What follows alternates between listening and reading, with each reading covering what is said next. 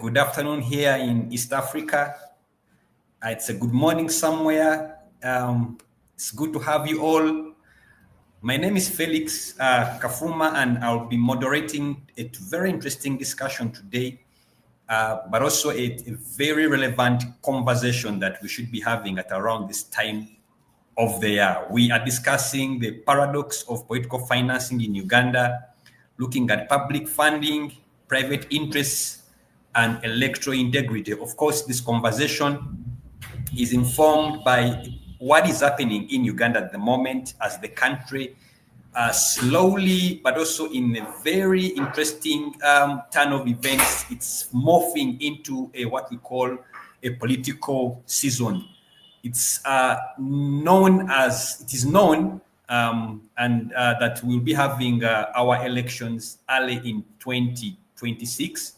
But the electioneering period has already started, as most of the political parties have been involved in what we call internal party politics, organizing themselves to make sure that they can favorably compete and participate in the forthcoming elections. And of course, that comes with a lot of euphoria, a lot of buzz of activities, but also at the backdrop of that, the number of reforms and processes that are taking place. Of significant interest to today's discussion is the amendments that were passed in a record time, I must say. I think it took about a week or two, and less than 2 weeks to have those amendments into the Political Parties and Organization Act that were made, that introduced quite interesting provisions that now condition qualifying for public funding to be a member or to participate in the IPOD space. For those of you who are hearing IPOD for the first time, IPOD is an inter-party organization for dialogue. It's that space that brings together political parties to dialogue and engage constructively. So it's a vehicle through which we try to improve and promote the idea of multi-party politics.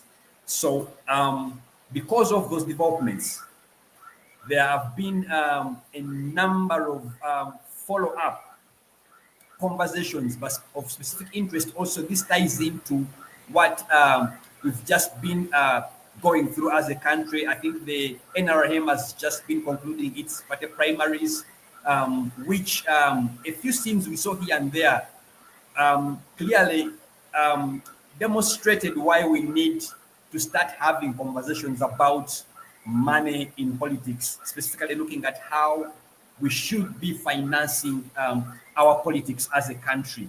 So with me in the studio to further this conversation, I have 4 gentlemen.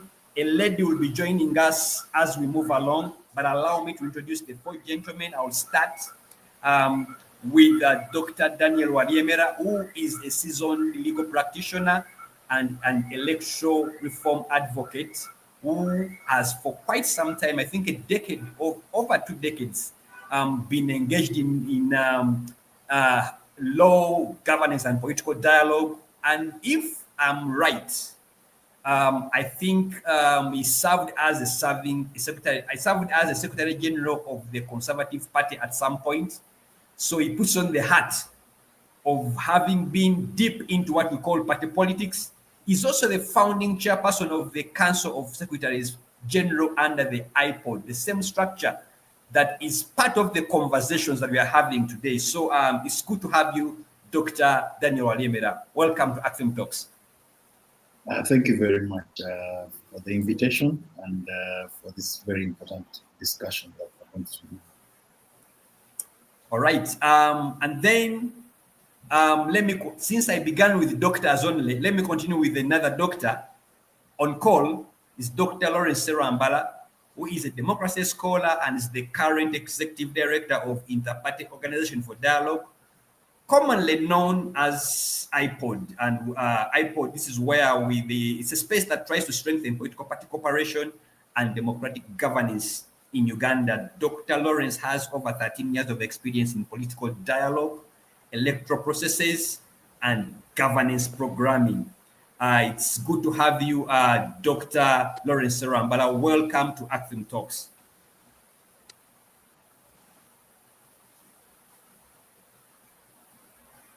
All right, as it gets on call, let me now introduce another doctor in the waiting, Henry Muguzi, who is the Executive Director of ACFIM. ACFIM is Alliance for Finance Monitoring, the leading voice on political finance transparency. He has over 16 years of experience in democratic governance and accountability, and he has been at the forefront championing reforms around political financing, but also specifically campaign financing. He has also contributed to a number of researches in that area, and he is heavily involved in trying to improve the landscape in the way our politics is financed. Henry, you are welcome to ACFIM Talks. Thank you very much, Felix. Thank you for having me. It's always a pleasure for me to share the platform with Dr. Walyemera and Dr. Sserwambala. Looking forward to meeting Perry as well. All right. I hope I can have Dr. Lawrence back on the call. But as we wait for Dr. Lawrence to get back on the call, let me start with you, Henry. Specifically, looking at going into 2025, if I may put it that way. How is the current political financing environment looking like? Just paint for us a picture of what are we looking at in terms of that space.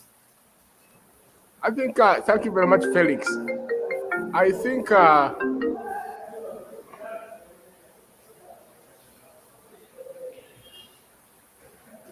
please proceed, Henry. Yeah, I think what we have to understand is that it's important for the people listening in or joining us to understand that political finance, or simply put, money in politics, is so important that democracy cannot exist without it. But also, money in politics is a double-edged, can serve as a double-edged sword. If you don't control it, it can behave like a storm water sometimes, because storm water many times flows uncontrollably. So if it starts flowing uncontrollably, then just know you're in trouble. It's going to flood everywhere. And when it floods everywhere, it wreaks havoc. So going into 2016 in Uganda, what are we seeing? I think over the last 10 to 12 months, we started seeing, people taking positions. And there's one of the things that we noticed was that there was a disappearance, or can I say shortage, that emerged of 50,000 notes. The reason being that those that are campaigning and prefer, they use always cash. They wanted to make sure they break the bulk by keeping their money in bigger notes. But now what we have seen recently, especially if you look, observed what was happening yesterday in the primaries of the party in power, you saw that all hell broke loose. So there were the people that are flouting the laws. First of all, it is clear now that money would influence the outcome of an election, and so they used that. But also the way they were doing it, that you had some candidates, giving out money, in broad daylight, acting with reckless abandon. These are acts that do not cast a good picture of where we're headed. Actually, they cast a big cloud.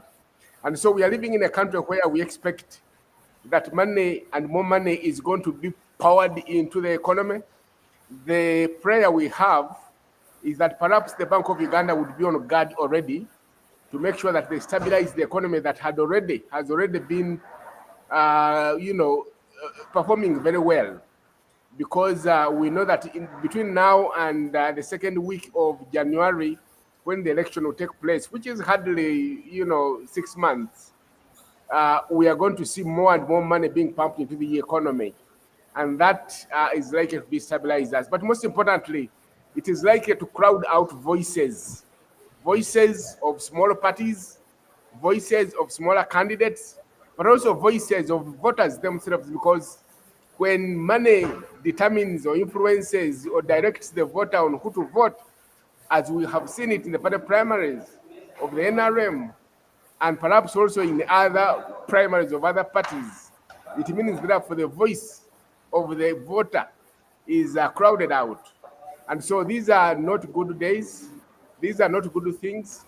And so we are in for a very important treaty. But also, I have already had reports of candidates spending as much as 400 million in one day.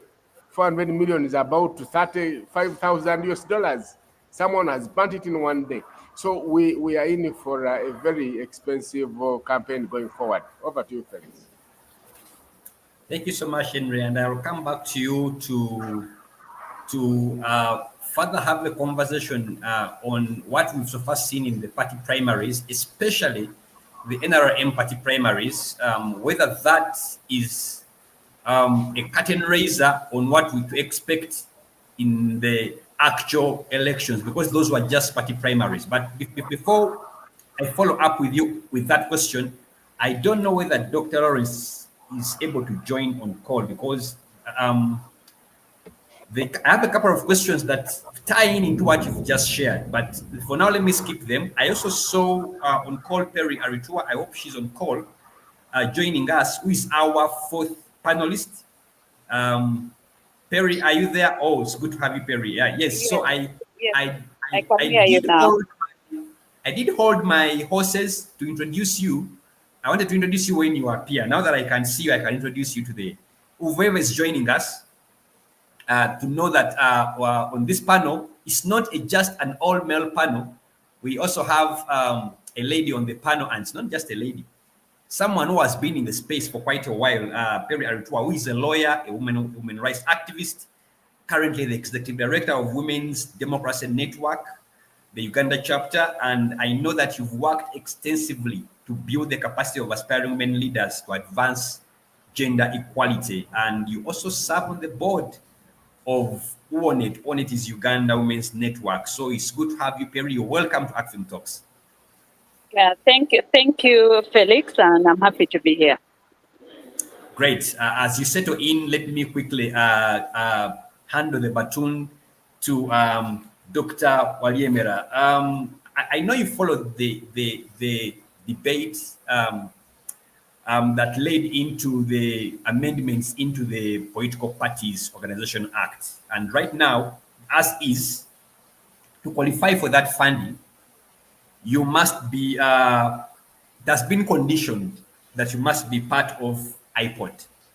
If you're not part of IPOD, you cannot qualify for that funding. And of course, we know for the longest time, parties like FDC, parties like NUP, have not necessarily considered that space a space worth being part of. So because of that, there have been voices thinking that that space, the reasoning behind the space, but also when you look at the time within which these amendments were fast tracked, I think it was under 2 weeks. So my question to you, and it's more of a legal interpretation, IPOD is not a constitutionally, it's not a constitutionally recognized body. But we have IPOD presented as a condition to qualify for public funding. Give me an interpretation of that. Okay, thank you very much. I know we don't have a lot of time, but I'll just give a background and context and the idea behind the creation of IPOD. In 2009, I was part of a delegation. And by the way, if Dr. Sserwambala was here, I know he can speak about this, but he will be very guarded. So for me, I'm a free operator. I have the room to say whatever I want to say. So in 2009, we received funding from the Ministry of Foreign Affairs through Netherlands Institute for Multi-Party Democracy. And we went to Ghana, Accra. And the reason we went to Ghana was because the Netherlands Institute for Multi-Party Democracy had operated in Ghana, had seen Ghana go through 2 coup d'etats by Jerry Rawlings, and had stabilized as a result of informal engagements between political players in the ruling party and in the opposition party. And these talks were chaired by the former president of Ghana, John Kufuor. And I and Arias Lukwago drafted the so-called MOU that founds the IPOD here when we eventually return. But perhaps the reason I bring this is to show you that the lesson that we learned from Ghana, which was being replicated over, I think at that time in 2009, to about 12 other African countries, was that a political dialogue platform doesn't necessarily need to be formal. It doesn't need to be formal. That I lost you. I can't hear you. Oh, that's better. Okay, that a political dialogue process doesn't need to be formal. Doesn't need to be in the law. And that the Ghana experience after the 2 coup d'etats and its stabilization eventually was not as a result of forming formal institutions cast in the law. It was a result of informal institutions, informality. You come, you have a tea, you have a drink, you have a beer, you discuss informally. And that informality then would create trust between the political players in the opposition and the ruling party. And we spent quite a significant time in Ghana, Accra, discussing whether this IPOD should be a formal institution cast in the law or not. And the experts who are there from NIMD, from Netherlands Institute for Multi-Party Democracy, who had established these interparty dialogue platforms in 12 other countries apart from Ghana, and what was to be introduced, which was Uganda, agreed that this interparty dialogue platform should be informal, should be an informal platform, not a formal platform, where you simply come to have a conversation, to test the waters of trust, whether we can discuss. And the whole ideology behind that was that we are all shooting in one goal, which is for the benefit of one country, and that country is Uganda. Whether you're in the opposition, whether you are in the ruling party, you are there, you're contesting for power, not for its own sake, but contesting for power to serve Uganda. And I remember the catchphrase or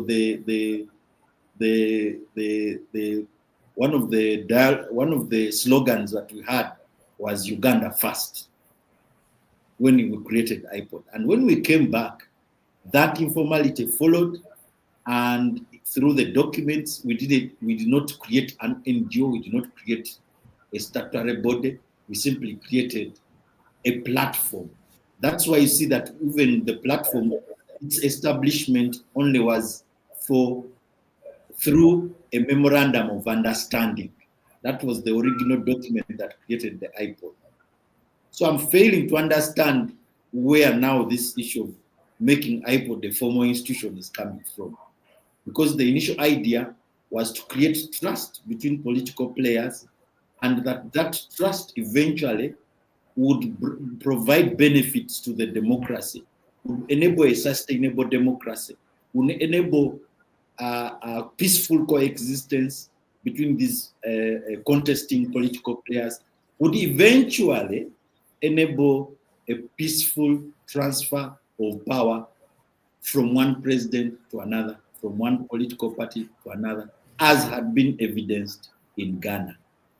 Now, I'm seeing something very different that is operating now. Obviously, there were challenges. We can see that now the Netherlands Institute for Multi-Party Democracy that began the idea seems to have left the stage, and as a result, there are issues with funding, and consequently, they are trying to make an informal institution, which began with the idea of informality to enable trust into a formal institution. But that actually even flies against the very ideology of creating that dialogue platform, as Netherlands Institute for Multi-Party Democracy created it in many other African countries. The idea is not to make the interparty dialogue platform formal. The idea is to make it informal so that you establish trust. That then consequently takes me to the issue of maybe briefly, just in 1 second, 1 or 2, 5 seconds. When we came back, still, I personally was the first chairperson of the Council of Secretary General. But you saw even in the meetings, there was a lot of informality. For example, when we went to these meetings, after the meetings, we would have a cocktail, or even during the meetings, we would have a drink. It was not a formal. The idea was to create some kind of talking platform, a talking show, where people from the opposition and the ruling party would be seen together. And the reason for that was that in Ghana, that had led to the establishment of trust between opposition and ruling party candidates, but also that when the followers of this opposition and ruling party candidates saw them together, whether at a cocktail, whether at a press conference, the likelihood of violence in the elections, in the campaigns, would be much lower. Because why am I me at a lower level here in Zambia or in Chikubamtwe, slashing off my friend's neck because he supports a different party?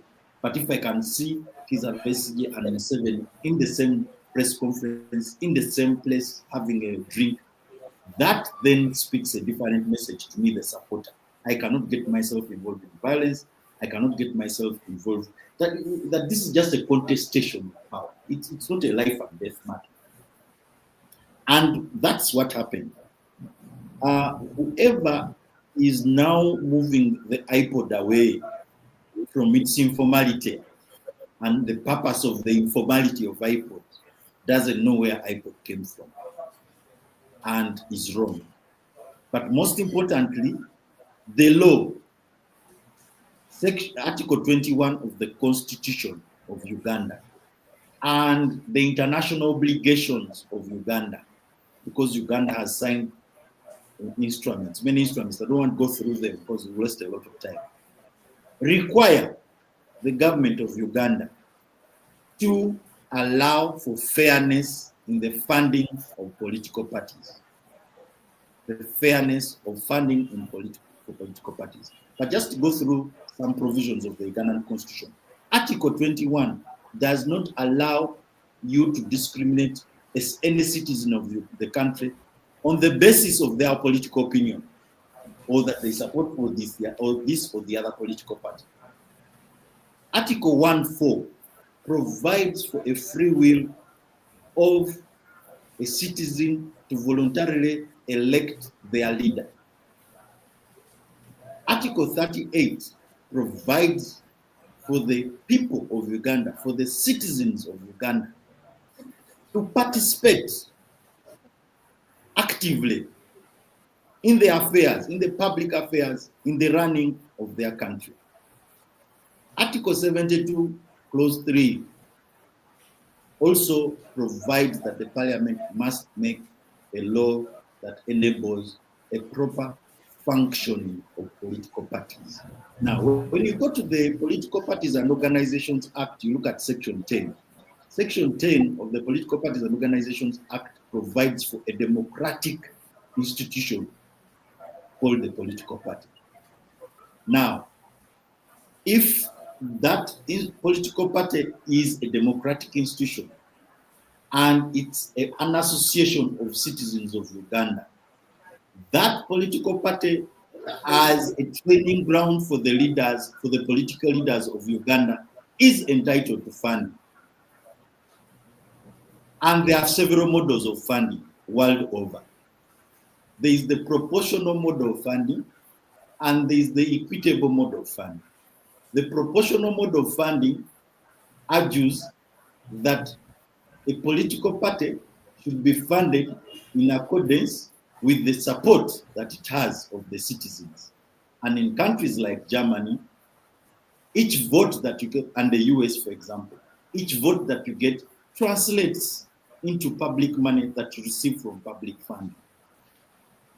The other model of funding is equitable funding. And the argument in the equitable funding model is that once you meet the prerequisites of being registered as a political party in the country, then you cannot be discriminated. There's supposed to be a certain amount of money that is given to you for you to run your activities as a political party from the public purse, because this is taxpayers' money. So if you discriminate political parties on the basis of either because they do not have an MP in parliament, or because they are not part of an organization called IPOD that was started for informal purposes, for very different purposes, then you're very wrong. Why are you very wrong? You're very wrong because first you've excluded independents. Independents are there, and a significant number of independent MPs who represent Ugandans, who voted for them, who pay taxes, the very taxes that you're discriminatively distributing. So there's a challenge, a clear challenge there. And the models of funding, as I've indicated to you, you have the proportional, you have the equitable, but most of the scholarship argues that those two models of funding should be combined. Why should they be combined? Avoid discrimination, to enable fairness in the distribution of taxpayers' money. Thank you. Thank you so much, Dr. Daniel, for providing, first of all, the background to IPOD. That history was very important, but also taking us through now what anchors public funding of political parties and the provisions that are available and the options. But I'm going to come back to you with a couple of follow-up questions. But before I do that, now that you speak about exclusion, I don't know whether Perry is on call. And I don't know whether Dr. Lawrence is back on call as well. Okay, let me start with Perry because I don't see Dr. Lawrence. I have a couple of questions for him. Perry, you've had, and I want us to pick it up from there because the legal framework as is now, there might be challenges around it concerning how, first of all, it is legislated and enforced. But from where you sit, what are the gaps in the current political financing framework that directly affect women, affect their participation in electoral politics? Okay, thank you, Felix. One of the things that a number of countries have adopted to ensure that there is equity in terms of funding for all candidates is to put certain clauses in their laws, in their political financing laws. So, for instance, some countries have included a provision that political parties that promote equal opportunity have more access to funding. So they have conditioned the funding, you know, because the women face limitations because of a number of systemic and, you know, traditional norms that have been adopted that have kept women out of politics.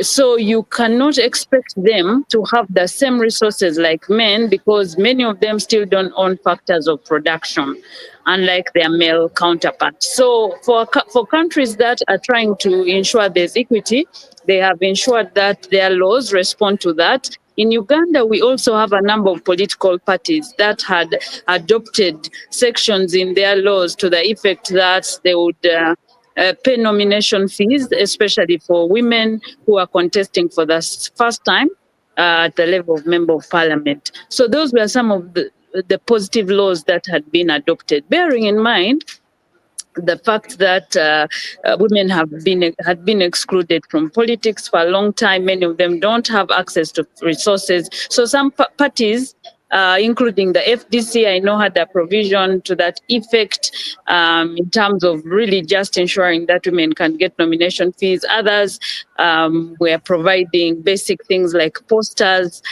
for women who are contesting for the first time. Now, increasingly, that support is dwindling because when laws like the proposals in the current amendments to the the Political Parties and Organizations Act are adopted, then you have situations where majority opposition political parties like NUP then get affected, newly established parties like PFF get affected. And you see, when it affects a party, now think about that section of the membership of the party which was already marginalized. And here I'm talking mainly about women and youth. They will even be further marginalized. So that is one of the things that we see when we do an assessment of the political parties. So it's important to condition funding based on equity, because it then forces the political party to provide equal opportunities in terms of financing for the marginalized group, which is mainly women and youth. Increasingly, what we have seen is political parties like NRM, like UPC, FDC, increasing nomination fees for internal party processes. For instance, NRM is just having the primaries. The fees for many of these positions are quite high. You know, some of them even had higher fees than the national fees that will be paid for nomination. So what that does, it excludes women from the first entry into politics, because that is get the party ticket, get nominated so that you can then contest in the general election. So that is a downside that we have seen. Now, it's important to understand that not all women are the same, because there are women who actually have money. You know, those who have been incumbents have more access to resources than those who are contesting for the first time. You have women who occupy senior positions, for instance, in parliament, where you have a speaker who is female. She has more access to resources. So when we're having these conversations, it's also important not to lump women as a similar group. They are not homogeneous.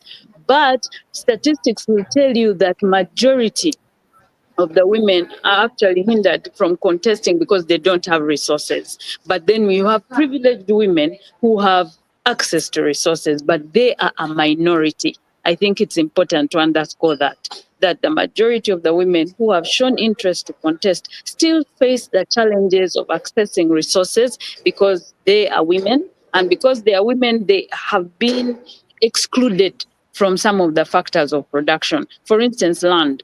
You know, the last statistics by, I think, NDP 3 showed that we were at around 31% in terms of land ownership. Now, land is one of the factors of production where you can get access to resources, money, if you need money at that particular time. So if you don't have that factor of production, then you are further excluded. Then women also don't have as many networks as men, because many of them work in the private sphere.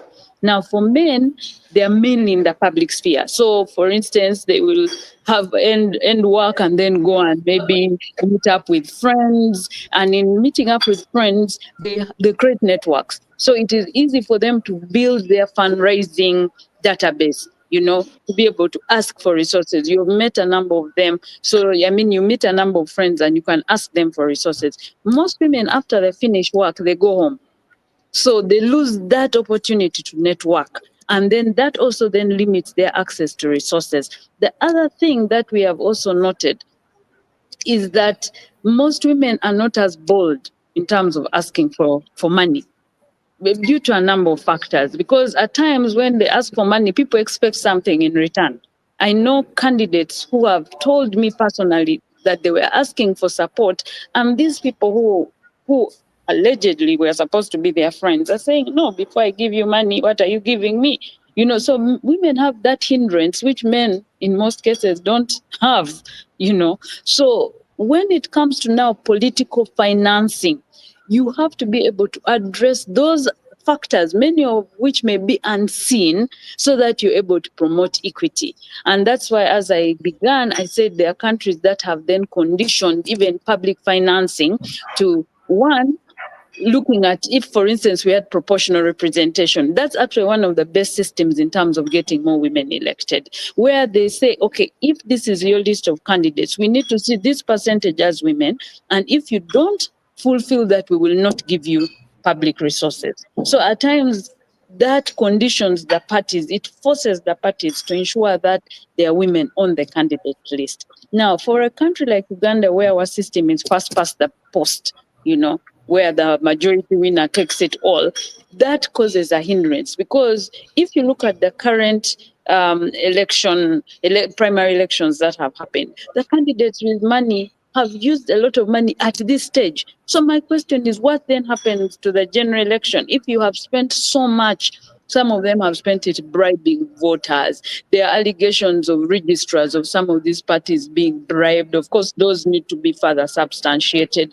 So if you spend so much at this level, it then will result into other things. And that's why you see candidates making this contest as a do or die, because they have spent almost all their resources just to get elected. And for me, I think it is actually a contributing factor to violence. And that's why regulating financing, especially for campaigns, is tied to violence. Because if someone has sold everything, they have borrowed money, they are going to do anything within their powers to try and get elected. So even as we focus on women, we need to be able to focus on the effects of this kind of lack of regulation of campaign financing on violence, on the turnout, because it then affects turnout, because some people say, look, I do not want to engage in such a process, which is marked by violence. But what it also does is it then loses the whole meaning of an election, because elections are a civic matter, where you're supposed to listen to the candidates and go and choose the one whom you think will fulfill your aspirations as a citizen when you get elected. Now, if you reduce elections to money, to violence, you are losing the essence, because one of the things that elections is supposed to do is to cause accountability. That for incumbents, they are supposed to be able to account to the population what was their contribution in terms of their roles, legislation, oversight, representation. What did you achieve as you played your roles that led to a transformation of the lives of citizens? We don't see that happening, because now the focus is on how much money do I have? Can I command a certain level of violence so that I'm able to get elected? I can't hear you a bit. Can you hear me now? Hi, Felix. On my end. I can hear you clearly, but I don't know why you can't hear me. Can you hear me now? Hi, Felix. Hello. Can you hear me? I can hear you, Perry. I can hear you, Perry. Please proceed with your deliberations. Okay, so Felix will hear me through you. So I was saying that the effect of campaign financing should not only be looked at in terms of money. We must look at what those effects are in terms of violence, in terms of voter apathy, but in terms of the essence of what an election is supposed to be. It is supposed to be a civic matter where you elect a leader of your choice. This leader represents you, and hopefully through their actions, which are mandated in law, it leads to a transformation of your life. So that for me is the essence of this conversation, that let's not only focus on money, but let's look at the effects on elections and the context in which we find ourselves as a people. Thank you. Henry, I'm done. Yeah, and of course, Perry, the point you make is about the negative impact of money on accountability is a point we need to stress, because you see, as you said, elections are about accountability, but also bring out the voices, allowing the citizens to express their voices, through elections. And when money comes into the picture, then that is undermined. So it is something we need to focus on. I know that across Africa, everybody is, struggling to bring it under control. And so I think you're right, because the moment accountability is undermined, then the whole essence of democracy is defeated. Maybe Dr. Walyemera wants to add something. Perhaps just to buttress my land colleagues Peli and towards comments. I seem to be having a problem with my the issue of gender and political financing is a very important issue. It doesn't only enable affirmative action. It doesn't only enable affirmative action for women. It enables affirmative action for minority groups, and this could be women, they could be disabled people. It could be a minority tribe that has 2,000 people. We have those kinds of tribes here in Uganda, like the Batwa.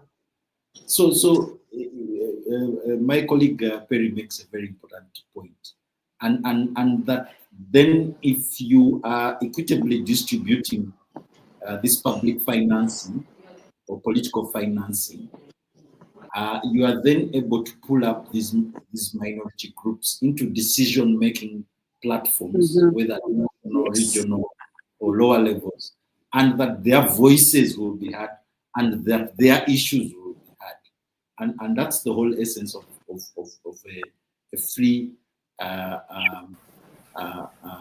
democratic dispensation or a democratic country, which allows for a plurality of voices, whether those voices are a few people, whether they are disabled people, whether they are female, with the challenges that patriarchy and male power creates for the female gender.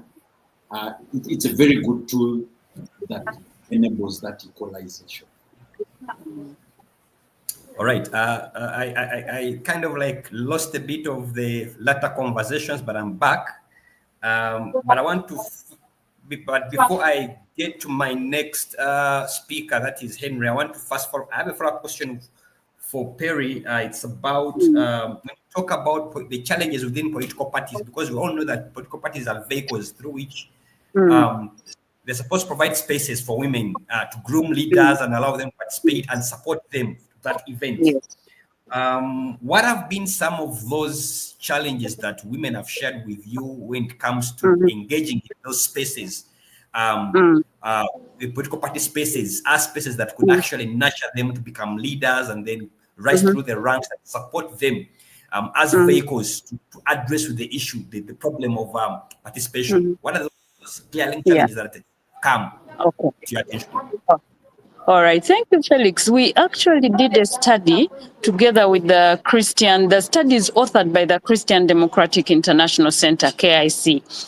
So they contracted WDN to do a study on the challenges for the participation of women in 2020, and then in 2022, it was followed up by a similar study, but for the youth, in terms of their participation in political parties and what needed to be done differently. Now, there were certain similarities, and that's why you see the conversation on gender cannot only focus on women. It also has to look at age, and youth are factored in because of their age. So 3 things. One is when you have gaps in policy, because policy is what helps political parties to pursue a desired course of action. So one of the things we found out when we were doing that study, that they did not have gender policies. So as a result, they did not understand the peculiar issues that were affecting the participation of women and youth. So they didn't have youth policies. Then they didn't have policies on sexual harassment. One of the things that was affecting the participation of especially women and some young male youth was they were being harassed, but there was no process through which they could complain, through which they could feel safe. So one of the things that happened as a result of that study is that some of the political parties actually adopted policies on gender and policies against sexual harassment. And that's why research is very important when you're trying to solve a problem. The research on finding out the issue, but how it can be resolved is so critical. So that was one. The second was money, because our politics is really hinged on the amount of money that you have. There are very few candidates today who win election because they are good and they don't have resources. Very few. Majority, because you have a population which has made it a norm to be bought. You find candidates who do not have as much money lose election. Then the issue of violence, the lack of political skills. Because you see, if you have been in the private sphere most of your life and you're being told now you can become a public figure, it's a different ball game. In your life, you've been told you have to speak like a woman, you have to speak softly. But politics is saying we have to hear you. If you're young and they have told you you're still too young, you wait. And then you reach the political field and they're asking you, why don't you have a wife? But I am 24. Why are you asking me about things that I am not ready for? You know, so you find that for the youth and the women, they are struggling with social norms, like norms of society where they have been excluded for some time, where they have been told you have to speak softly, you must respect elders. You're dealing with some cultural leaders who are determining who gets the candidate, who becomes a candidate, you know, and most of the preferred candidates are men. And then within the political parties, we also realize that when a man and a woman are contesting for the open seat, most preference was given to the men. One, because they had access to more resources, you know. So you'd find a woman is equally qualified, but she may not have as much money. You have a political party which is struggling with lack of resources. So they are looking at who brings in money and who will be less problematic in courts, because the candidate may not need nomination fees. He already has nomination fees because of the way society is structured, that they have more access to resources. So you would find those are some of the challenges. For the young men, as I said, marital status, even when they're 24, where's your house? In fact, part of what our society is doing, we're encouraging corruption. Why are you asking a 24-year-old to have a house? This person has just left school. In most cases, they maybe have finished university. They are just trying to make a life for themselves. You have a citizenry that is so focused on how much do I get from this candidate, you know, instead of how will a good candidate change my life if they're able to represent my voice, if they're able to represent the issues that I am concerned about. So for me, it's really deal with what the political parties have created in terms of, you know, using their, not being sensitive to the different needs of these two interest groups, the youth and the women. But also we need to now look for those who have adopted these policies. How are they implementing them? I can tell you FDC, NUP, DP, UPC, they all have policies on gender now as a result of that study. They also now have policies against sexual harassment. So for me, my question is looking at enforcement. What has changed? Because most of these policies should actually be implemented during this period, because this is the period where if you don't have money, at times people abuse you.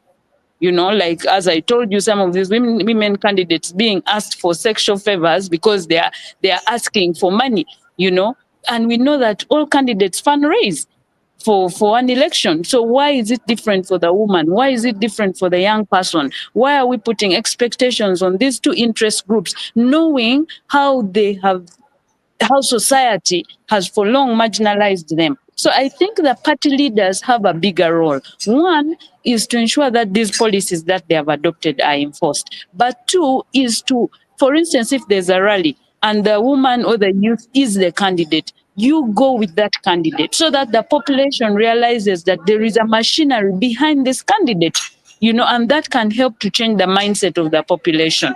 Then we also have a problem with voter education. It's almost not there, I can tell you. The resources that are being invested in voter education are very limited. So you have women being asked, why are you contesting on the open seat? Yet the law is very clear that both men and women can contest on these seats. And then even when the law is clear, you have candidates using that to kick out the woman. So you'll find a male candidate who clearly knows that a woman can contest on that seat, telling the voters, this one has their seat. I don't know what she's doing here, you know. So those are some of the unique challenges that women and youth face, which men may not face because of the way society has been structured. The patriarchy still continues to rear its head in politics. So maybe that's what I can say for now. Thank you so much for painting that picture of the contending, prohibiting factors women face to participate effectively in the electoral process. Let me come to Henry. I'm still talking money in politics. I know that in 2021, you attempted to track the spending and put a figure on the minimum, irreducible minimum figure on what each candidate, what was spent in terms of campaign spending. 5 years later, we are heading into 2026 elections. Are there lessons we can draw from the 2021 as you observed the campaign spending and that can inform moving into 2026 concerning reforming political financing environment? I think, Felix, you ask a very good question. I think the biggest lesson we have learned is that we have learned nothing. And so, because all these things keep happening, so in 2021, just in the primaries of NRM, we saw that on average, candidates spent, especially in those NRM strongholds where if you are the holder of the ticket, you are almost the de facto, political office bearer, because NRM is very strong there.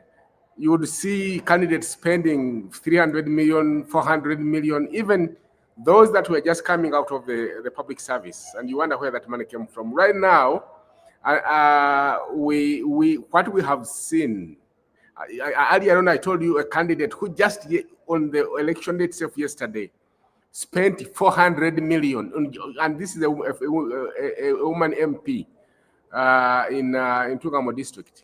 So you get to see that the money that is being spent every time we go to the election increases. On average, you remember in that report, we reported that on average, the MP seat cost between 600 and 650 million. And we also said that in 78% of the cases we monitored, the candidate that spent most was also the winner, the one declared the winner. So which meant that money determined the outcome of elections in at least 78% of the positions we monitored. Right now, we are in a situation where if you don't have a war chest in excess of 700 million to start with, you don't contest. But the paradox you speak about is that everyone knows that something has to be done. You remember for a long time we were conducting those MP surveys, and quite a number of MPs, immediately after they've been elected, they tell you that if we continue like this, politics is going to become a preserve of the super rich, meaning therefore that the women, the youth will be locked out. But the other paradox is that the head of state from 2016 has been listing curbing commercialized politics as one of the top 3 reforms that are needed. He's been making a lot of statements that this has to be done. This has to change. Recently, you remember he was out and saying that it's wrong for voters to be expecting money. He talked strongly against the men and women of the collar who organize these fundraisers to milk money out of candidates. He spoke almost in absolute terms that it's foolhardy and unwise for an unelected leader to live a life of an politically internally displaced person, that you're running away from moneylenders instead of serving the people. You get to see that the party itself has been speaking about doing something about this, but it is all rhetoric. They do nothing about it. And when he goes to act, the actions are to the contrary of what he speaks. So I think it's the lack of political will to address this problem. The problem has reached gigantic levels. To right now in Uganda, you cannot speak about fair competition because it is literally not there. It's money that purchases what you want to have. We are failing to curb corruption. The governance systems are not working because they simply cannot work in a situation where money is allowed to disorganize politics and allow those with the deep-pocketed interests. The people who bankroll these candidates have interests, and their interest is to capture what comes out of public contracts, to capture favors, get tax haven, tax holidays, and get all these things. And so the economy, yes, we are waxing lyrical about its stability, strength of the shilling, but you see all these can be cosmetic if we do not put in place, long-term mechanisms to control the flooding of this money in politics. And right now we have received reports from the ground that a number of people, women and youth, have abandoned the economic activity. They have abandoned agriculture activity. So for the coming season, you expect that nobody is going to be engaging in agriculture. In a country where 80% of the population thrives on agriculture, they have decided to go out there and form groups and groups and associations and so on, to strategize to get money out of candidates. And this is what they're going to do between now and January. So you cannot, we expect to see, a slump in economic activity. We expect a slump in a gross domestic product, but we also expect a rise in the volume of currency in circulation, which would then trigger inflation. So we can only pray that God provides a continuous wisdom to the officers and officials in the Bank of Uganda to continue checking on the volume of currency in circulation so that we can remain stable. This is what I can say, Felix. Not good days at all. Thank you so much for painting a grim picture, but let me follow up another question with you. First of all, there are some provisions in the law that that criminalize voter bribery. Why is it so difficult, even with the little that we have, to deal with? Because when you talk about uncontrolled spending in elections, you cannot have that conversation and detach it from voter bribery, because most of that money goes into inducing voters. Thank you very much. So why is it very difficult to enforce that law? What is the challenge with that provision? At least let's start from that part. Yeah. So in ACFIM we have done a study across Africa, and they also looked at other countries in Eastern Asia, Eastern Europe, but also Latin America and Southeastern Asia, where voter bribery has proven to be an impossible thing to deal with. We discovered that actually all countries are struggling because it is very difficult to prevent voter bribery using laws.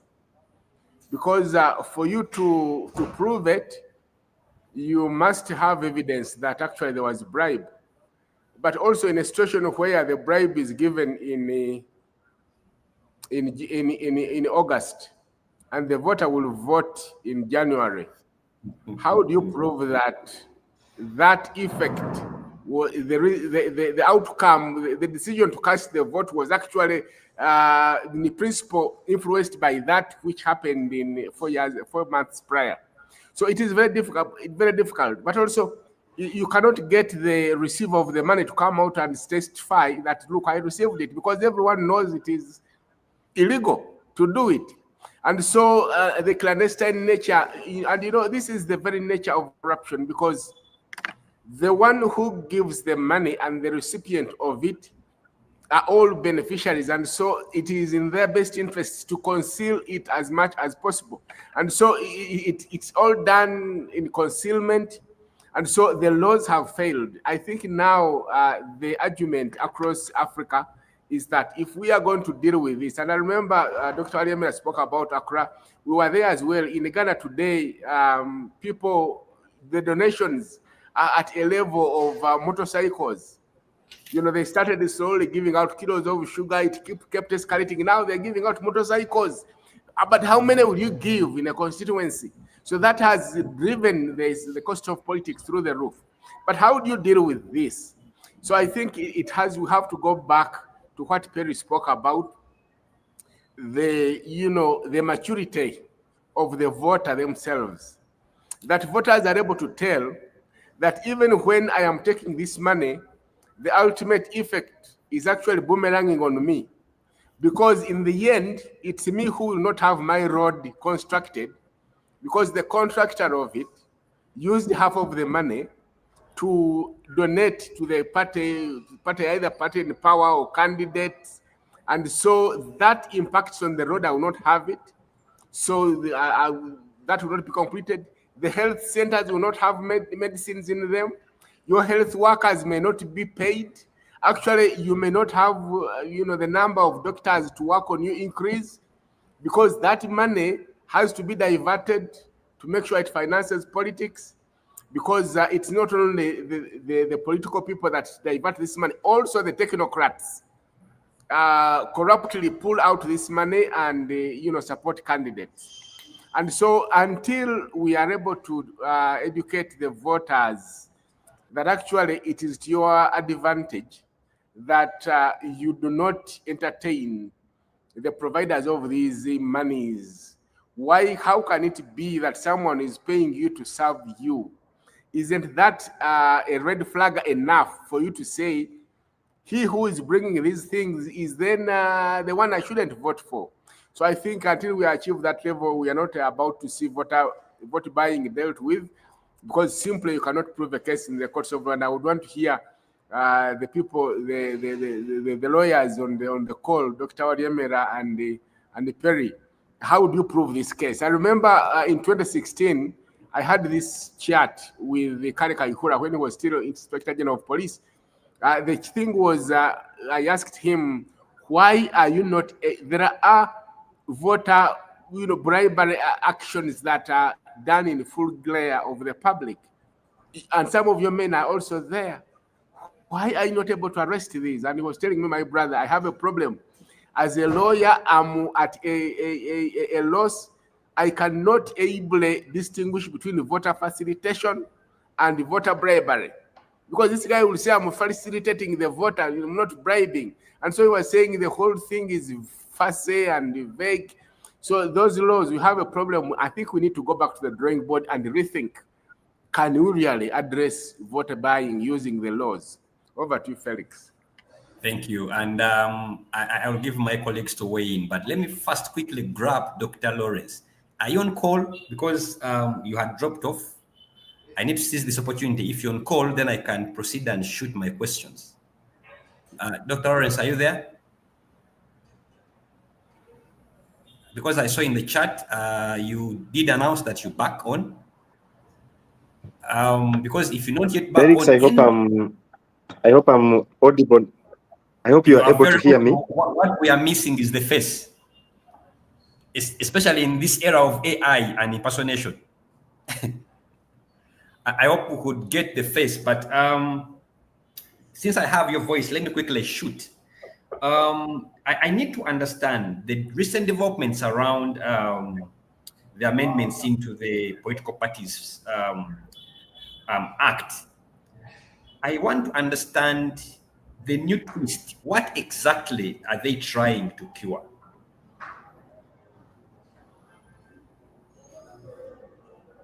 I don't know whether my question is clear, especially because in the situation whereby you're now conditioning the access to belonging to IPOD, there must be something they're trying to cure, and help us understand what exactly are they trying to cure in this case. Doctor Lawrence, are you there? Thank you very much, Felix.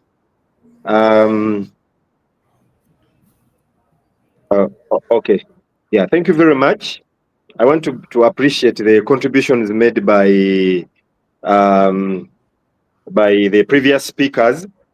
First of all, it would be good to understand the evolution of IPOD's role and the political finance landscape.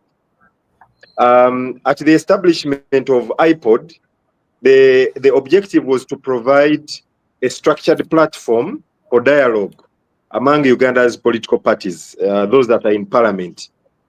But in that dialogue space, one of the things that have been, I should say, long-standing areas of engagement has been the issue of public financing of political parties. Now, initially, IPOD facilitated these discussions on enhancing transparency public funds to political parties in accordance with the Political Parties and Organizations Act, specifically Section 14A, that provides for that. Through this dialogue, of course, IPOD contributed to increased awareness among member parties on the legal framework guiding political finance. But of course, this discussion eventually got heavily skewed on numerical parliamentary strength, and this definitely affected parties that did not have numbers in their favor. As you know, what has been the rationale that is behind this, lately I have come to understand two things. There is what they call the law of things, and then the politics of things. I am sure Henry may understand these two things. So oftentimes, and I think this is what is happening, the biggest part of the discussion has been the law of things, but then there is the politics of things. So if you look at the rationale behind the new funding conditionalities, this is what I personally understand as a person in this space. So one of the arguments that have been advanced in support of trying to fund, to tie funding to IPOD, to tie public funding of political parties to IPOD participation, is the belief that public funds should benefit parties that actively contribute to the promotion of peaceful, structured dialogue and democratic consolidation. When you speak to the, to the powers, that's what they say.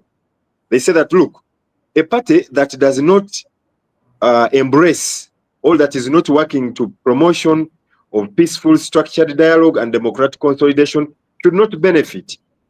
Now, by encouraging participation in IPOD, I want to believe that the government believes it is incentivizing parties to engage constructively with one another. That's the first thing, the first rationale. The other rationale is around ensuring accountability and oversight, where government thinks that there's need to include a desire to ensure that public resources are directed towards parties that are actively functioning and visible within a recognized framework of political engagement. Ever since the passing and the assenting of this bill, which is now an act, I have had people engaging with me, both from political parties in parliament and out of parliament, saying that, look, this funding mechanism is exclusional. You are trying to entrench, to empower parties that are already strong at the expense of those that are upcoming.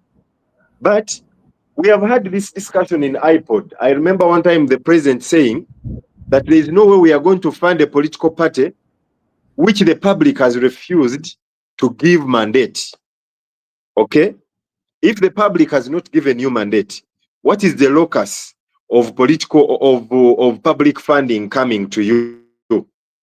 And so when you look at it in that perspective, IPOD is basically providing an existing platform through which government and the Electoral Commission, because they are the moderators of the registrars of political parties, can more easily monitor party activities, the utilization of funds, and adherence to the principles of democratic competition. I was privy to the bills even before they somehow got to the floor of Parliament. And I can tell you that there was one draft which was a little more interesting, because there was a provision that said that public funds will only be used for activities of the party. They will not be used to pay salaries of non-party staff. But of course, I don't know the motivation, whether political or otherwise, that was behind that, but it was eventually withdrawn. But all that was intended to ensure that maybe they push the whole issue of accountability and anything else. But again, I want to underline one thing. I began by talking about the politics and the legalism of things. So we may need to go beyond the law of things and look at the politics of things. The other rationale is around streamlining funding mechanism. Now, linking funding to IPOD membership is also seen as a practical administrative tool, whereby they think it maybe will help to reduce the number of eligible parties to those that are actively engaged. Now, theoretically, this may minimize the risk of funding dormant or inactive organizations. But later I will speak to what this means, because if you say, when you look at the law right now, it says that it puts two gates. The first gate is membership. The second gate is participation. Now, in the previous before this law came up, we saw FDC took a step. They said, we are going to be active up to a certain level. Now, we were not able, as IPOD, we were not able to cure the extent of participation. Now, what we are anxiously waiting for is the statutory instrument that is going to determine the extent of participation vis-a-vis membership. And I know this is one of the areas that are going to be very, very much exploited, because I have talked, some parties have called and they have said, well, we can send in very, very junior officers, and that is participation. Okay, but we are waiting to see how those loopholes will be covered in the statutory instrument. But if I am to look at the concerns that may come with this conditionality of funding to IPOD membership, one of the things that I personally feel is that there's going to be erosion of political pluralism. Now,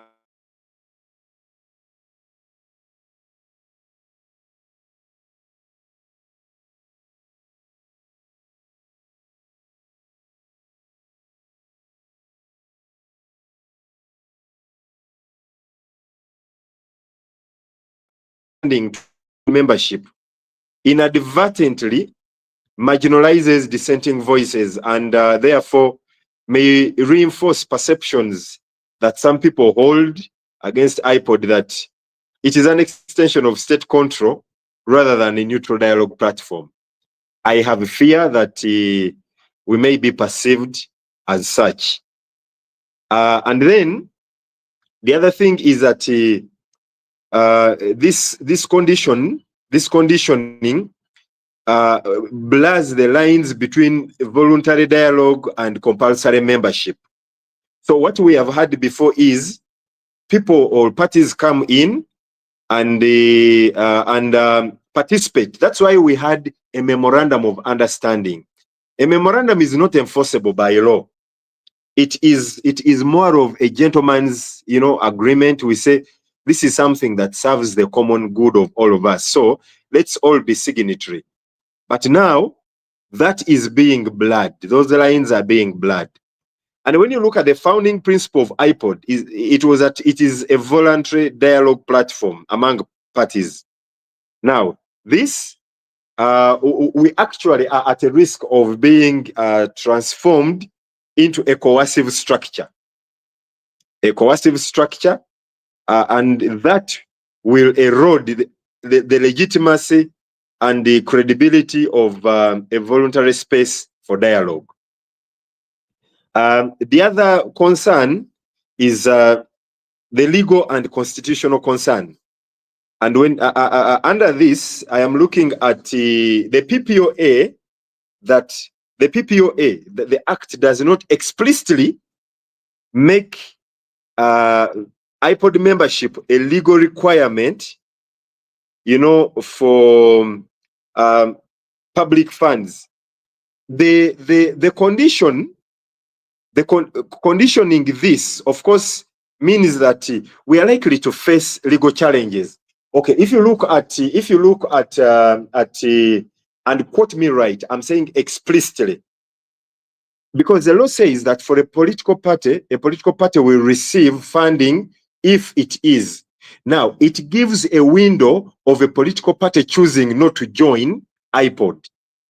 Okay, but if you look at 14A, 14A says that a political parties with representation in parliament shall receive public funding. Then it says, paragraph A says that parties will receive will receive public funding to help them during elections and in the administration of day-to-day activities.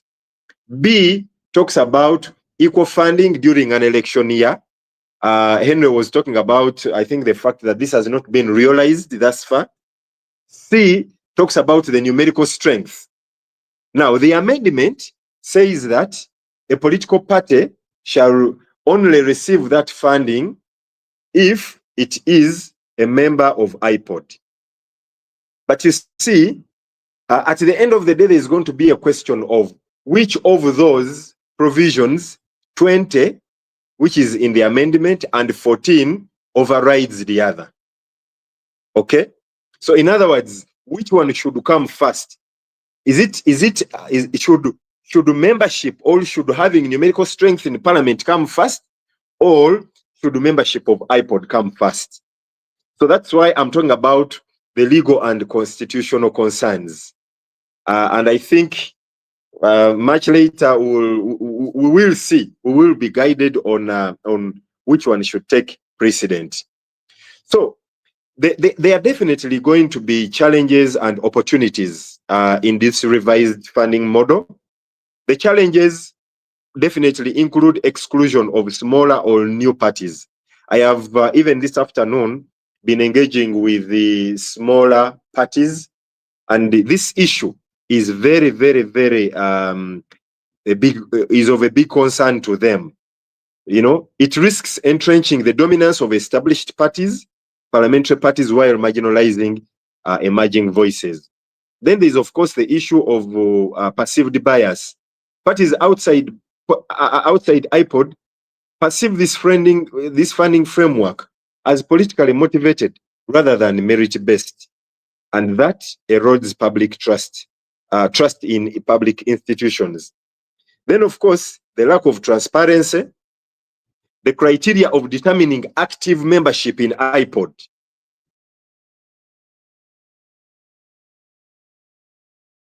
Manipulation. Who determines how active I am? And in research, there is what we call the unit of analysis. Is this going to be to presidents or secretaries general of member parties as units of analysis for active membership, or a party may send whoever it deems, you know, and that constitutes active membership. So that is a very, very big challenge. So what are the opportunities? One of the opportunities is that the centrality of IPOD in funding conversations positions it, you know, to advocate for more transparent, inclusive, and equitable funding formulas.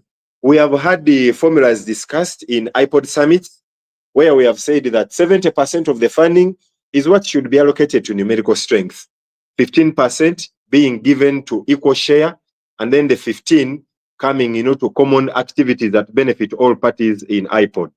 But that has not yet taken shape. So there is a room of, you know, furthering these discussions and maybe looking at how the other smaller parties can also come into the picture.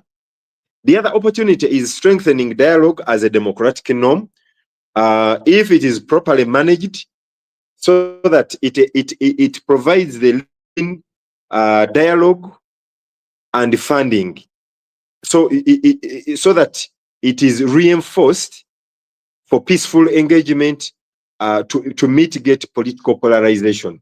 You remember in 2021, we had a lot of polarization, and I actually think we are likely to have the same. Now, if you have a party whose members are most affected, they benefit from public funding, but they are not willing to participate in discussions that will neutralize the polarization, I think that in itself affects greatly the political landscape. And then, of course, capacity development, linking funding to participation in capacity building activities within IPOD, that in itself can help strengthen parties institutionally, but also will help enhance a democratic culture. As I close, I have a few recommendations which I think for a fair and inclusive political finance framework can be of great help. One, there is need to clarify the role of IPOD vis-a-vis public funding to avoid perceptions of gatekeeping. If you saw the letter that the minister wrote to Electoral Commission saying that, you know, funding should be first withheld because there is no legal basis. We had this discussion in the IPOD Council. We met the minister, and some parties were saying, but look, so the funding is the releases of the Q1 are going to come through. What is the legal basis for Electoral Commission to release these funds? The minister was in that meeting, so he said, no, I am writing a letter to Electoral Commission to say, do not disperse these funds. So some people are already looking at IPOD as a gatekeeper. And I think this role needs to be clarified. So every other time a party comes into IPOD, that is, as long as it is in parliament, the expectation is that IPOD will be writing to Electoral Commission to say, these are the parties in IPOD. So you can disburse the funds because they have signed the MOU or they are actively participating or not. I don't know whether that is the role IPOD wants to play. If you ask me, I don't think we want to be gatekeepers. But again, the statutory instrument will help us, you know, shed light on that. The other recommendation for me is advocating for transparent and for a transparent and objective criteria for funding eligibility beyond mere participation in dialogue. I think, like I said, at one time we had this discussion. We wanted to have ANT on board. We wanted to have an expanded dialogue. I remember at that time, the issue was, okay, ANT has got public mandate, but at a local government level, because I think they have the LOC5 chairperson in Arua. Then that's when the president said, no. We need to have parties that have mandate that has been capped at parliamentary level. Okay, but I think even that be the case as it is, a party will just come just for mere participation, like we saw FDC last time. I want to tell you that FDC, after that stopping of funding by the minister, has written a letter. They've written a letter. They have said, we want to come and sign.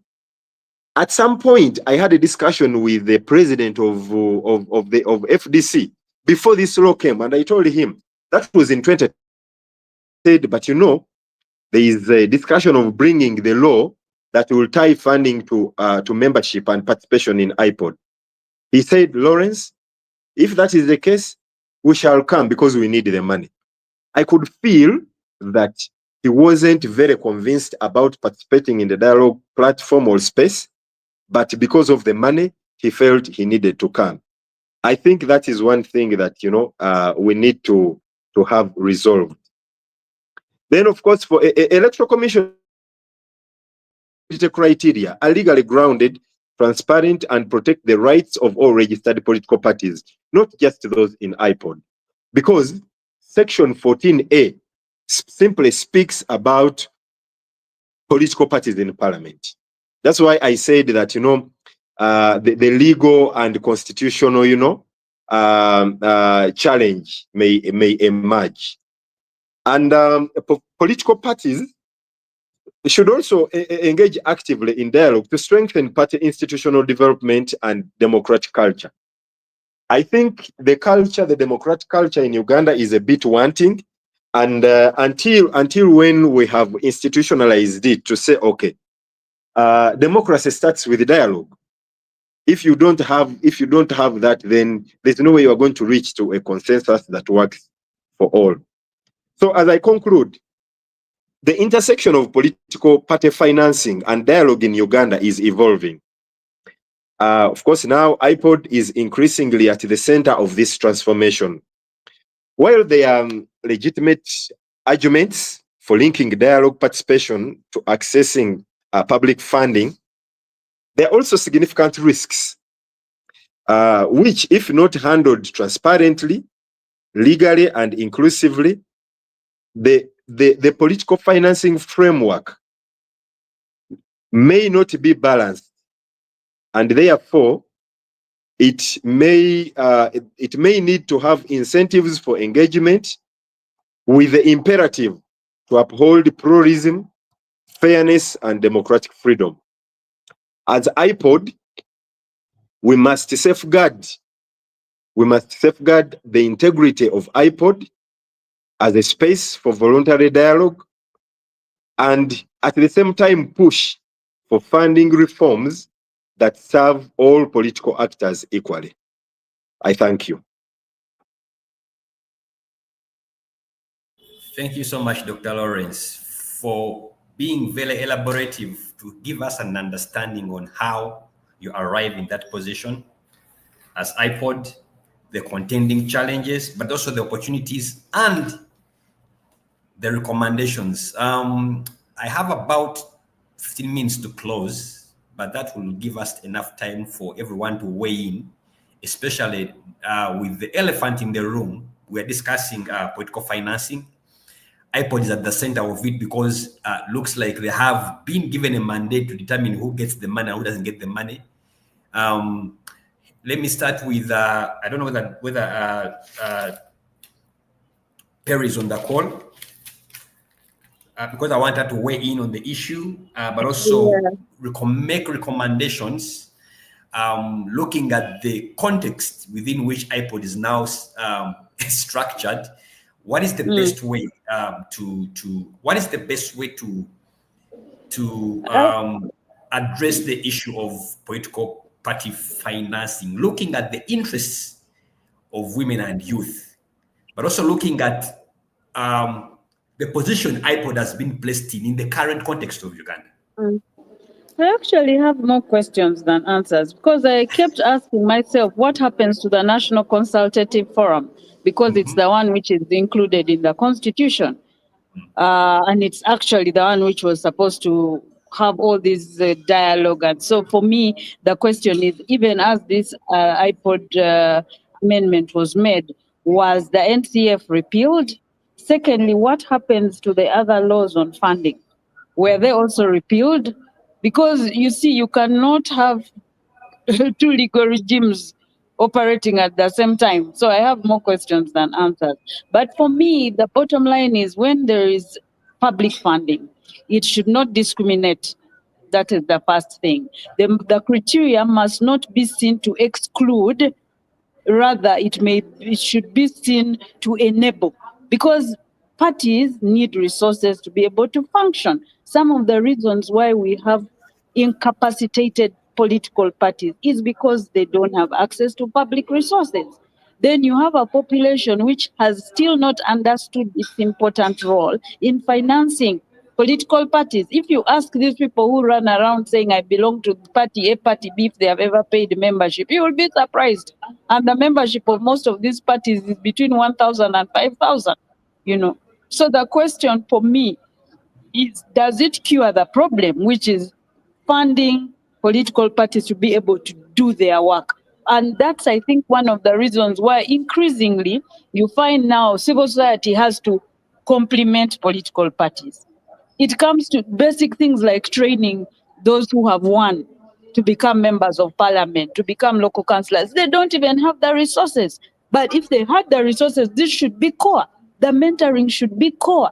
You know, outreach, civic education, these should be core functions of political parties.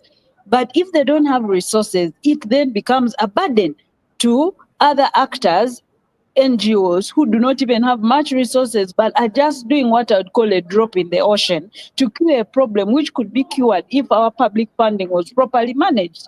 I mean, if it was like properly streamlined in terms of who gets the resources, when they get the resources, why they should get the resources. In my perspective, all the major political parties, including those who are represented in parliament, but also those who have representation in the local councils, should be able to get this access to public funding. After all, it's taxpayers' money, you know.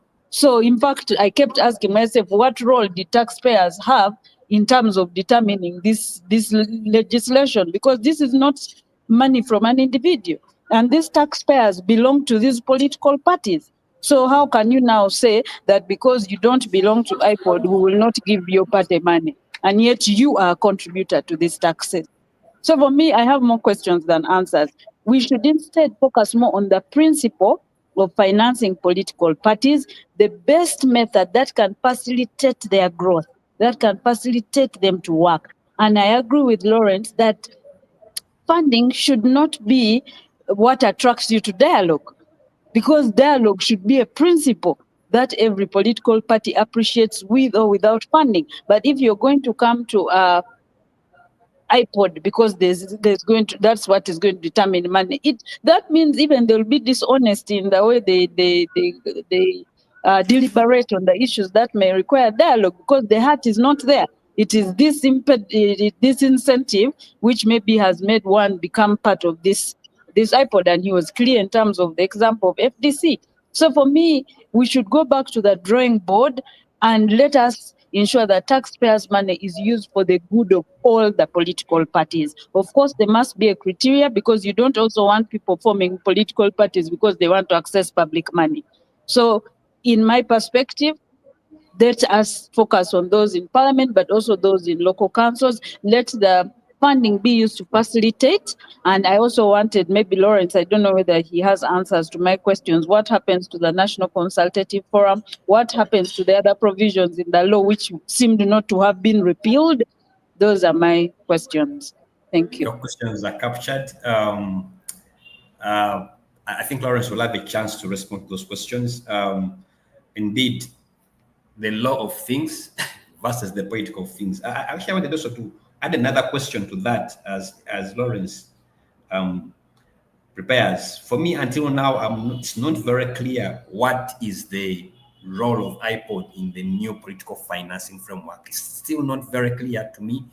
I hope Lawrence can help me demystify that. But also, someone was sending a message here and is asking that What is the spirit behind these reforms? The question is, why now? Who is the current chairperson of IPOD at the moment? Is it NRM? So the number of questions that are being asked, but probably we'll have some time. Let me now quickly come to Dr. Daniel. If he's on call, I want you to weigh in on the submission and what are your thoughts on the submission from Lawrence, Dr. Lawrence? I'm sorry to say,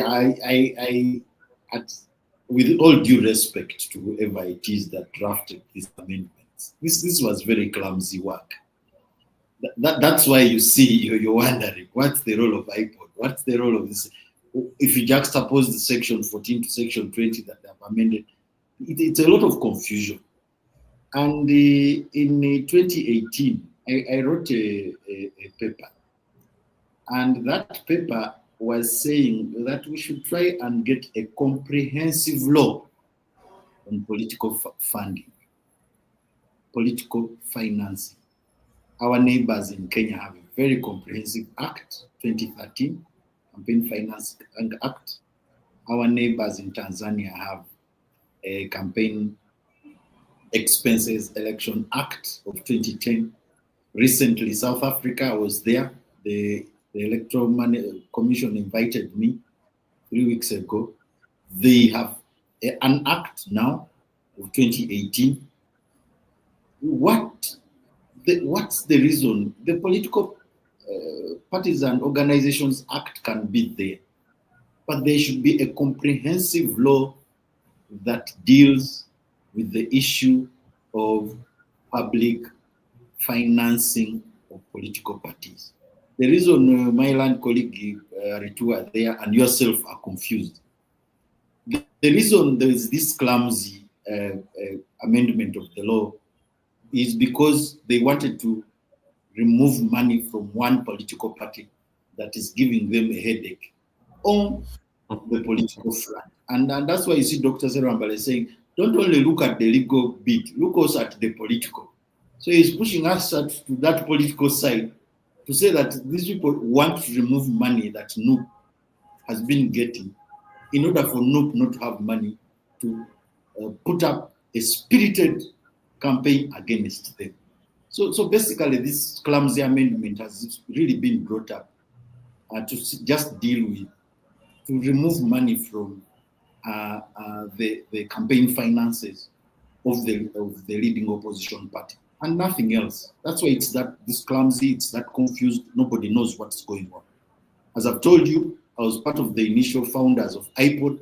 I know where IPOD came from, and IPOD was not our idea. The informality was not just for Uganda only. The informality came from Ghana, and that informality was for particular purposes, to create trust between political party leaders. That trust eventually, informal trust, would permeate into formal institutions and formal discussions. That trust would facilitate dialogue. That trust would facilitate a peaceful transition of power from one ruling government to another. Do you see that peaceful transfer of power happening here?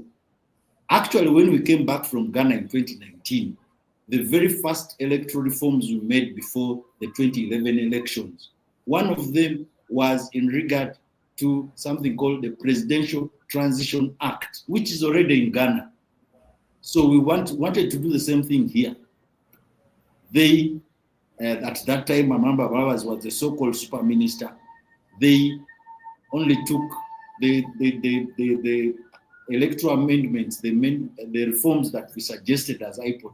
They only took about 20% or 30% or thereabout. But the act, the bill that we had proposed, which idea we got from Ghana, was not considered.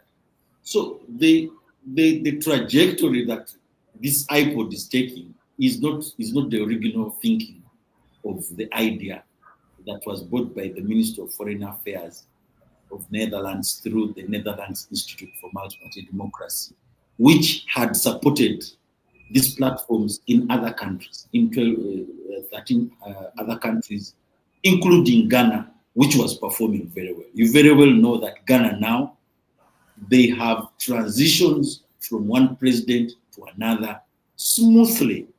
And they have something called a Presidential Transition Act. The politics in Ghana is not about to torture, putting people in the basement and so on. It's about dialogue because, and as I told you, the slogan we had when we came from Ghana was Uganda first. It was not about to do or die, violence and so on. It was Uganda first because all of us, the leaders in the opposition, the leaders in the ruling party, are all interested in a better Uganda by offering their leadership potential. Most importantly, I cannot leave this issue without talking about private funding. You can see this is a very clumsy amendment by the fact that they have not dealt with the elephant in the room that Mr. Muguzi was talking about. The inflation as a result of unregulated expenditure. There are no spending limits on candidates. There are no spending limits on political parties. There are no spending limits on independents. Somebody is going to sell their land, somebody is going to sell their houses and put this money in a campaign. Do you think if they have to cut off your head, they will not cut it off? They will cut it off. So they are not dealing with the actual issues that need to be dealt with. They are dealing with little useless things. And obviously, the argument that because I am a political party, I have power, I should just simply continue for the sake of continuing to lead. That is not sustainable. We have seen it's not sustainable. We saw it in Libya. It is not sustainable. We saw it in Somalia. We are seeing it in several other places. You cannot sustain leadership by manipulation, by confusion. You will not, because your confusion eventually ends up with you. So when you are suggesting for amendments on political finance, they should be comprehensive. You should not only be talking of piecemeal amendments that are confused, that nobody understands. And secondly, you should not be forcing people to come to dialogue, because that was not the initial intention of IPOD. The initial intention of IPOD was a voluntary dialogue. It was not forced dialogue or coerced dialogue or manipulated dialogue. Unfortunately, the NRM has mastered this game of manipulation, and they think that you can continue with the manipulation forever. It's not sustainable. The best way forward is for them to hire serious people to look comprehensively at this political financing legal regime. It's an ecosystem. If you look at what the funding regimes, for example, of Mexico, how it is crafted and so on, all the issues that Mr. Muguzi was talking about are dealt with in the Mexican political finance regime. They are dealt with thoroughly. If we copied what they are doing, you will not have, and we have the political will to enforce the law to the letter. You can't have what Mr. Muguzi is talking about. So my message is that let's have a comprehensive review of the law, especially let's have limits on how much money political parties spend in an election. Let's have limits on how much money a candidate spends. Let's have limits on how much money an independent spends. That helps deal with inflation. That helps us to deal with political violence, electoral violence. That helps us to deal with the likelihood of organized criminals capturing state power. Thank you. Thank you so much. Fair enough. Let me come to you, Henry, as I try to wrap up this very interesting conversation. I want you to weigh in, but also as you weigh in, you remember very well we've been. This is one of the very interesting situations where, at one time, because we know the genesis of IPOD, there is NIMD in the background, and at one time, civil society has been accused of propagating interests of foreigners. Now we have NIMD, which has foreign interests having a say in the formation of IPOD, which now IPOD is now seen as the new gateway to accessing political party financing. So we see a bit of double standards here, but weighing on the matter. But also another thing I want to talk about is that, and briefly, Dr. Walyemera talked about the issue of sources of financing. Do we see new emerging sources of political party financing as opposed to the previous elections, or is it still the same quantum of sources of financing? Over to you. Thank you, Felix. So let me start with the very last point you make of sources of financing. So the political parties of Uganda seem to have stagnated in terms of doing this. Earlier on, there's a time I said that many of them are suffering from political kwashako. That they've not grown because to run a political party, we have always said that you need lots of money, not millions, but in billions of shillings. And therefore, for this to happen, you need to have a very active fundraising committee. But of course, the context in which they operate notwithstanding, we see that they have not been as active as they should have been. But that said, on the issue of public funding, you know that I think it was 2016 when they started receiving this money. 2015-16.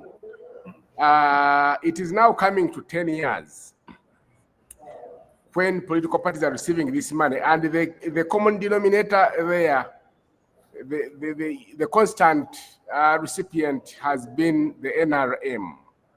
So I think the time has come for us to conduct an audit of that money, because the reason we are publicly financing these political parties is out of realization that democracy is unimaginable to operate without them.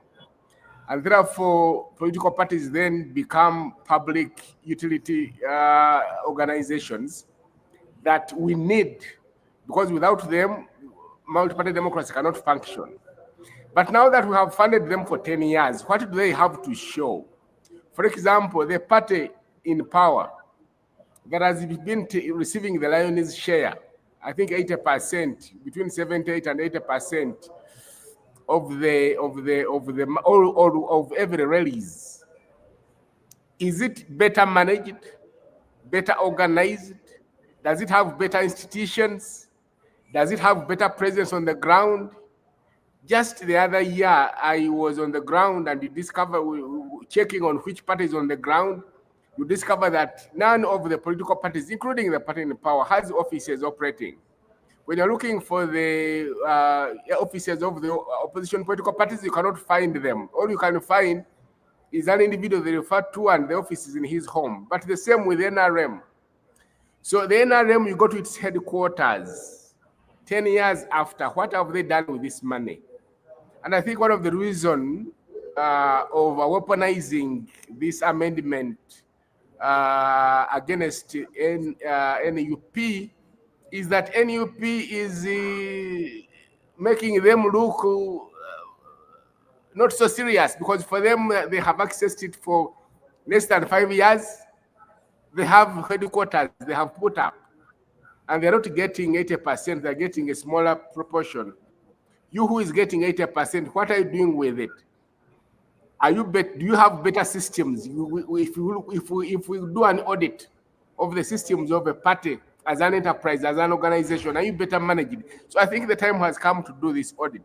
But that said, I liked the point that Dr. Lawrence raises about democratic culture being immature.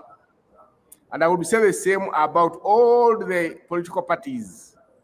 For example, if you know that you are receiving this money from taxpayers for the purpose of the national good, why is it that you are then happy to put up facades of participation? I have noted here the comment from the FDC chairperson, who, after being advised that if the law passes, you will cease to get this money, then he says, oh, we shall come because we need that money. You cannot go because you need the money. We want you to go because there are national positions. How is it that there are no bipartisan interests you can agree with this party? You mean you have summed up Uganda in 2007? Are there no national interests that you can go and say, okay, on the issue of transition or the issue of you oppressing us, let's not dialogue. But on the issue of Pan-Africanism, on the issue of the national economy, on the issue of these factors, we agree. We have bipartisan, and therefore, based on this, we shall come and talk only about issues of bipartisan interest. Why are there no bipartisan interests? So you get to see that political immaturity is not only it's not only the electorate that is suffering from political immaturity. The political party and their leadership, it's themselves are politically immature, and so that has to be looked into. Now, the last point I wanted to make is the point of when Lawrence was making recommendations, proposes that IPOD must remain voluntary. And I'm just wondering whether we have not already crossed the Rubicon that we can't come back, because you see the law has kind of attempted to smuggle IPOD into some legal instrument that legalizes it. And of course, then that is being done at the expense of the National Consultative Forum, which is and remains a toothless bulldog. And so we need to find a way as citizens, as taxpayers, of getting pressure to be. The last point I'm making, and also a prayer, the opacity that surrounds the utilization of this money from the taxpayers is something that must cease forthwith. How is it that all those political parties that receive this money, none of them wants to be seen and understood as an island of integrity, that they are able to publish how they have utilized this money, how much they have received? We don't get this. That opacity exists in political parties, but it also exists at the level of the Electoral Commission. The Electoral Commission receives these, annual returns and audit reports, which are supposed to be made public. You see, to receive these, you can receive these reports, but as long as you do not make them publicly accessible, you are then complicit in a game of propagating opacity of political finance in this country. Lastly, I think it's important to not only think about the law Dr. Walyemera speaks about, we also must think about the institution that must enforce this, because you see, the Electoral Commission cannot continue to be the political finance regulator because they have failed. Either there is disinterest or capacity issues, and I want to argue it is both. So we need to find to advocate for a different institution that will serve as an effective political finance regulator, so that we can be able to curb and control money in politics. We know that politics needs money, it must have it, but we don't want to be now, impacted by the other age, because we said it's a double-edged sword. The other that age should not now also turn against us. This is what I want to contribute. Thank you very much for having me. Have a nice one. Thank you so much, Henry. I don't know whether Dr. Lawrence is there. A couple of questions, but also to wrap it up. Doctor, are you on call? I think it dropped off. He's on call. Yes, you're on call. Yeah, you'll have the last word, but there have been a couple of questions raised. Some you have answers to. Those who don't have answers to, you are allowed to deflate them as well. The floor is yours. I could have lost some of them, but I will begin with where Henry, one of the things he mentioned is, yes. So IPOD, the struggle for IPOD to remain impartial is still there. And I like, if you read the law, they use the word unique. And for us, we have interpreted that as non-inclined. In other words, no interest of a specific party that should be served. I want to put on record that in IPOD, one of the principles that we use is that a political party like JEMA or PPP with one member of parliament has the same veto power like NRM with over 350. And so we believe that in a way that helps to tilt the balance of power, so that NRM does not come with a posture that yes, we are the big ones and therefore we are going to push things the way we want. We will still struggle with that now that it is in the law. I can tell you that one of the things I have tried to, in these days, these are our transition days, I've tried to understand what is the state interest in making IPOD, an entity under the state. I have got no answer, apart from, yes, every political party, since it benefits from public funding, should be in a space that the state feels benefits all. That is all. But of course, as you know, there is normally an interest that, you remember here when we were talking about the nationalization of entities, what they called the rationalization, rather. There was an interest of the state. And this is a generic principle globally, that there will always be an interest. So I'm here to find out what that is. But we try to be as impartial as possible. There were two questions raised that I would want you to attempt. Critical ones. One, what becomes NCF in this matter? Yes, and then also the other question was around what happens to the other existing legal frameworks for political party financing. Yes, I was actually. And the last one is really, if you can, because you also said you don't understand it, what is the actual role of IPOD in this new financing framework under the amendments? Okay, so maybe I will begin with that. If you look at the amendment, I think it points out about 4 roles, which roles are an exact replica of what we have in the objectives of our memorandum of understanding. So, but additionally here, they talk about advising government on the strengthening and growth of multipartism. That is one of the other, I should say additional, but the rest have basically been what we've been doing. Now, but of course, the other implied role is gatekeeping. Gatekeeping, that is implied.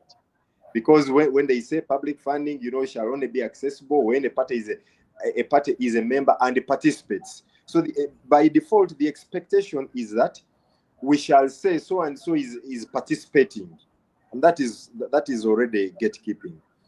But now getting back to the question that I think Perry raised, which was around the issue of NCF. These days, between yesterday and today, I have interacted with the leadership of 6 political parties that are not represented in Parliament. So if you look at the amendment, it says the National Consultative Forum will constitute 2 organs. One organ is for political parties represented in Parliament, which shall be called the Interparty Organization for Dialogue, IPOD, and then the non-represented parties, which shall be called the Forum for Non-Represented Political Parties. Now, my understanding when I interacted with the Minister of Justice is that the structuring of NCF, as has been prior to the assenting to the amendment, is no more. However, when the amendment was being made, they did not repeal. They did not repeal because the 2015 amendment, the 208 amendment talks about, brings NCF in the picture and what that forum will be constituted. Now, you have actually 2 regimes of legal regimes that talk about NCF, because a party cannot be a member you cannot be a member of the non-represented political parties when your party is in Parliament. So if you look at the amendment, it talks, it says the National Consultative Forum will constitute 2 organs. One organ is for political parties represented in Parliament, which shall be called the Forum for Non-Represented Political Parties. Now, the other implied role is gatekeeping. So if you look at the So now when you look at what is happening today, Chiwanda, who is the chairperson of NCF, the old NCF, the other political parties are saying we are not going to accept him because his party is in parliament and therefore it is supposed to be in IPOD. So there is a very, very big confusion. I am very, very anxiously looking forward to the new week, because I think during this week we are going to have a draft, or if not, the real statutory instrument that should be able to help streamline that.